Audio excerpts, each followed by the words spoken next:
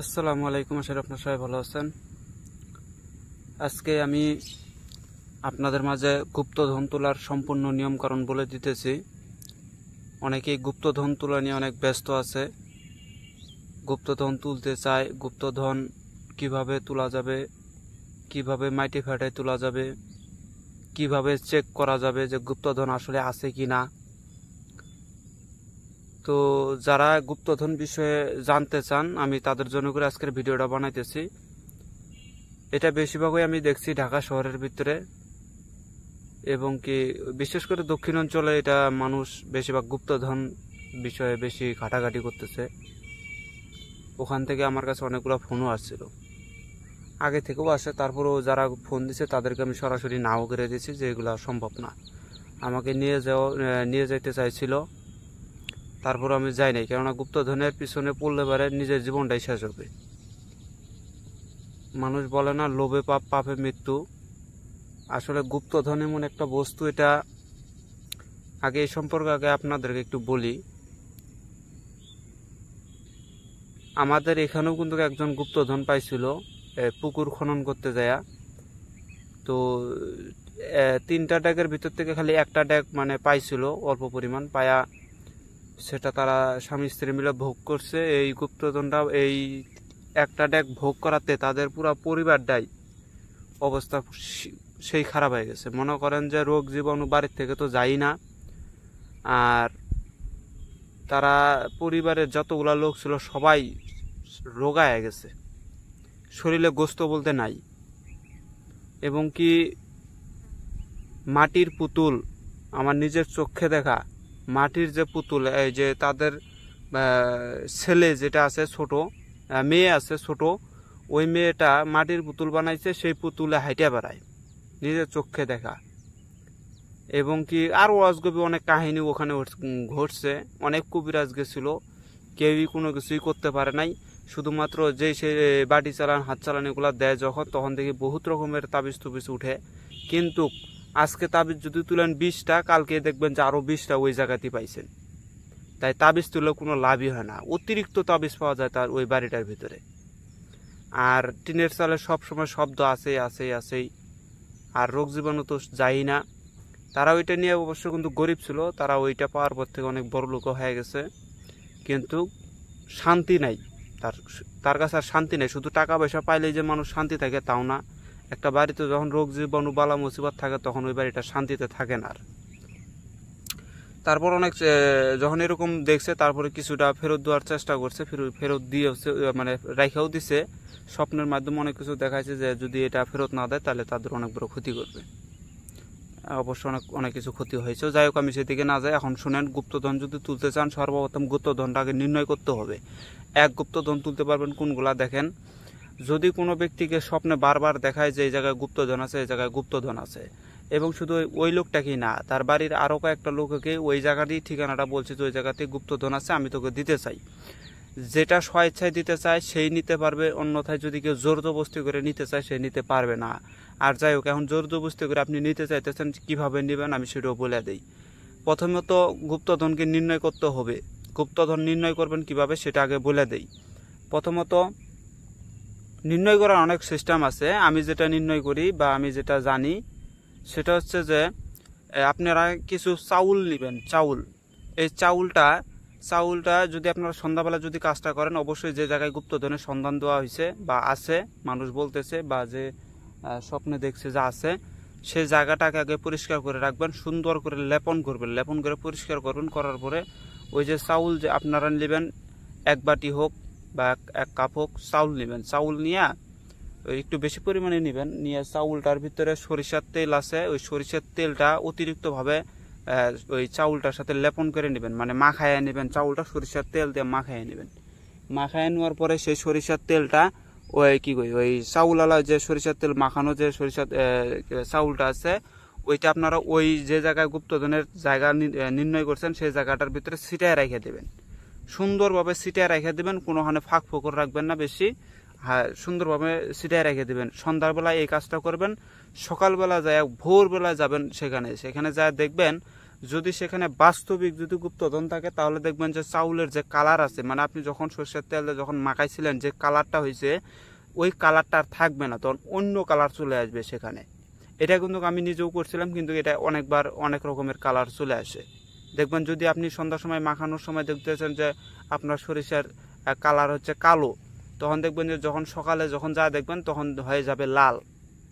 আবার যদি সন্ধ্যায় দেখেন লাল, সন্ধ্যায় সকালে যা দেখবেন কালো হয়ে যাবে। রং পরিবর্তন করবে এক কথা, এই রং পরিবর্তন করলে বুঝতে পারবেন যে ওখানে গুপ্তধন আছে 100% শিওর। এখানে কোনো মন্ত্র নাই, কোনো তন্ত্র নাই, কোনো কিচ্ছুই নাই। এটা একদম সিম্পল একটা টোটকা বাতায় দিলাম, এটা আমার নিজের করা। এগুলো কিন্তু আমি গুপ্তধনের বিষয়টা বেশিরভাগই শিখছি আমার গুরুমার কাছ থেকে। নিজে 6 মাস 7 মাস 8 মাস আগেই মারা গেল। যাই হোক, তার জানাজায় আমি যাইতেও পারি নাই। তো এটা হচ্ছে নির্ণয় করার পদ্ধতি আমি দিয়ে দিলাম, যে এটা যদি হয় তাহলে 100% আপনারা শিওর হয়ে যাবেন যে ওখানে গুপ্তধন আছে। এখন তারপরের কথা হচ্ছে যে যেহেতু টের পালেন যে গুপ্তধন আছে, এখন এটাকে তুলবেন কিভাবে? অবশ্যই গুপ্তধন থাকলে গুপ্তধনের পাহারাদারও আছে। বিশেষ করে গুপ্তধনের পাহারাদার থাকে জিনেরা এবং দেবদেবতারা। তাই জিন এবং দেবদেবতা যদি ওখানে পাহারাদার থাকলে পরে আপনারা বুঝবেন কেমনে? দেখেন, যখন আপনি এই নির্ণয়টা করে ফেলাবেন তখন তারা কিন্তু দেখবে আপনাকে, এবং ওই গুপ্তধনটাকে তুলানোর জন্য করে নানা রকমের চালান আপনাকে দিতে হবে। যেমন ধরেন বান মারতে হয়। যদি আপনাকে যদি স্বপ্নের মাধ্যমে দেখায় যে মানে আরেকজনকে দেখাইছে যে ওই জায়গায় গুপ্তধন আছে, আমি তোকে দিতে চাই, এখন আপনাকে তার দেখা নেই, আপনি ওটাকে তুলতে চাইতেছেন, সেক্ষেত্রে কিন্তু ওই নির্ণয় করার পরে সেখানে কিন্তু চালান দিতে হবে। কি চালান দিতে হবে? যে ওই জায়গার যে পাহারাদার আছে বা গার্ড আছে তাকে কিন্তু ওখান থেকে সরাইয়া দিতে হবে। এটা হচ্ছে মেন। তাকে সরাইয়া যদি না দিতে পারেন তাহলে কিন্তু কোনো প্রকারে আপনি গুপ্তধন তুলতে পারবেন না, আর ওটাকে ভোগও করতে পারবেন না। ওই কিন্তু আপনার পুটকিট লাগিয়েই থাকবে, আপনার পরিবার ধ্বংস করে ফেলাবে তখন। সেজন্য করে আগে তাকে সরানোর বিদ্যা শিখতে হবে। আর সরানোর বিদ্যা অনেক আছে, কিন্তু এটা সাধারণ সরানোর বিদ্যা শিখলে হবে না। যেমন সরানোর বিদ্যা হচ্ছে জিনপুরি তাড়ানোর অনেক বিদ্যা আছে, অনেক শান মন্ত্র আছে যেগুলো পাঠ করলে জিনপুরি কাছে থাকতে পারে না, ভয়ে পলায়। সেইগুলা শান মন্ত্র আপনারা অ্যাপ্লাই করবেন, কিন্তু এখানে ভাগ আছে ভাই। শান মন্ত্র শুধু কইলেই যে আর ওরা চলে যাবে সেটা ঠিক আছে, ওখান থেকে চলে গেলে কিছুক্ষণের জন্য, কিন্তু পরে কিন্তু তারা আবার ঠিক হয়ে আসবে।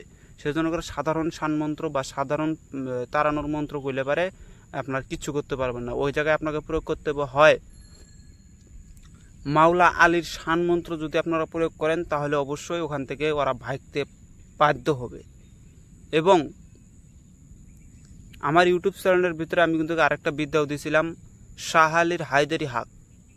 এই শাহ আলীর হায়দারি হাক আসমান জমিলে লাগিস থাক, শাহ আলী হায়দারি হাকের শব্দ 16 করে যায়। শাহ আলী বলে আল্লাহ তুমি শয়নের সব, আল্লাহ তুমি দিয়ে সময় পালনের বাল। আল্লাহ বলে ওহি আলী তুমি হও মেহেরবান, মারিয়া পাতালে দেও ধর মাসান গালি করিব খান খান। এ বলে শাহ আলী কোন কর্ম করিল? ধনুকে খেঁচিয়ে আবার হাতে করে নিল, বিসমিল্লাহ বলি আবার খেঁচিয়ে মারিল। ধনসুর মালসুর সুর সন্ন্যাসী জিনপুরি সব। এটা কিন্তু ধনসুর মালসুর, এই যে ধনসুর মালসুর এরা কিন্তু পাহারাদার। এই যে ধনটা যে আছে ওখানে, যে গুপ্তধনটা আছে, এই গুপ্তধনের পাহারাদার হচ্ছে ধনসুর এবং মালসুর। মালসুর হচ্ছে স্বর্ণদানা, স্বর্ণ অলঙ্কার, এটাকে বলা হয় মাল সুর। ওখানের গার্ড, ওর গার্ড আছে আবার ধনসুর। তো এই দুইজনকে যদি হাঁটাইতে না পারেন তাহলে কিন্তু হবে না। আর আমার এই বিদ্যার ভিতরে শেষে বলাও আছে যে ধনসুর বলে ওহে মালসুর ভাই, সাত সাত সোনা রূপা পালাইয়া যায়, এ বলে সব পালাইয়া যায়। উমরে আম্বিয়া ধরিয়া থেকে কালেমা পড়ায়, কারো কাটে হাত পা কারো কাটে কান, কালেমা পড়াইয়া কাউকে করিলাম মুসলমান। এই যে এখানে বলছে যে ধনসুর বলে, মানে ইমন বিদ্যা আপনি প্রয়োগ করছেন, এখন ধনসুর মালসুরকে বলতেছে ভাই সাত সাত সার সোনা রূপা সব থুইয়া এগুলো পালাইয়া যাইতেছে তারা। এই বিদ্যাটা যখন অ্যাপ্লাই করেন যত বড়ই গার্ড থাকুক, বাপ বাপ বলবে আর ওখান থেকে উঠে তাড়াবে, থাকতে পারবে না। এটা যখন দেওয়ার পরে তখন আপনারা গুপ্তধন ওখানে হয়তো আপনারা খুঁড়েও তুলতে পারেন, অথবা অনেক ক্ষেত্রে কিন্তু আপনারা চালানের মাধ্যমে তুলতে চান, চালানের মাধ্যমে এত সহজে উঠতে চায় না, ওখানে খুঁড়েই আপনাকে বাইর করতে হবে। হ্যাঁ, খুঁড়বেন, খুঁড়ার পরে যদি দেখতেছেন যে এখানে নির্ণয় হয়েছে তবুও পাইতেছি না, তখন আপনারা কি করবেন? এই চালানের বিদ্যাটা ছাড়বেন। চালানের বিদ্যা কিভাবে? যেমন ধরেন অনেক ধরনের চালান আছে, বেল চালান আছে, নারিকেল চালান আছে, তারপর আপনার এই আরও আছে ঝাড়ু চালান আছে, ঝাড়ু দিয়েও চালান দেওয়া যায়। এগুলা চালান দিলে কি হয়? ওই জায়গার মাটিটা যে আছে মাটিটা ফাইটা যায়, এই চালানটা দেওয়ার পরে মাটিটা ফেটে যাবে, মাটি ফেটে দিয়ে গুপ্তধন যদি 10 হাত নিচে থাকে ওইটা তখন 5 হাত উপরে এসে পড়ে। আর যখন 5 হাত উপরে থাকে তখন দেখবেন যে আরও 3-4-1 হাত উপরে উঠে আসবে। কিন্তু একদম যে মাটি ফেটে উপরে সামনে ভাইসে উঠবে এটা কিন্তু উঠবে না, হালকা উপরে থাকবে, মানে মাটির একটু নিচে থাকে তখন ওইটা তখন আপনাকে খুঁড়ে বাইর করতে হয়।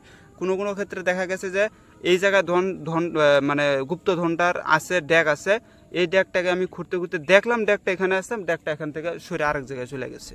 তখন আপনারা এই চালানটা দিলে পারে ওই ড্যাগটা আর কোথাও যাইতে পারবে না, ওখান থেকে আর বরঞ্চ ভাইসে আপনার কাছে উঠে আসবে। তো এগুলো আগে শিখতে হবে, এগুলো না শিখে আন্তাজি ধন এগুলো তোলা যাবে না। আর একটা কথা মনে রাখবেন, ধন গুপ্তধন যেটাই তুলেন সেটার কিন্তু মোট কিন্তু ভাগ হয় 3টা।